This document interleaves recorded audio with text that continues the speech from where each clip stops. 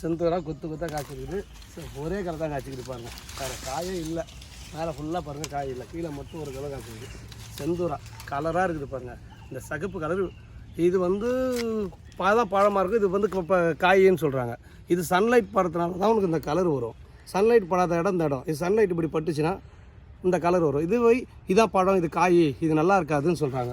இங்கே பாருங்கள், தழைக்குள்ள இருக்குது, கலரு கம்மியாக இருக்குது. தாயை விட்டு வெளியே இருக்குது கலர் பாருங்கள். தாயை விட்டு வெளியிறது, தாயை உள்ளே இருக்கிறது. இது வந்து நல்லா இருக்காது, இது நல்லா இருக்குன்னுவாங்க. பால் ஆனால் நிறைய வரும். ஆனால் செந்தூரம் நல்லா தித்திப்பாக இருக்கும். வாங்க சீக்கிரம் 2 கிலோ வாங்கிட்டு போயிடலாம்.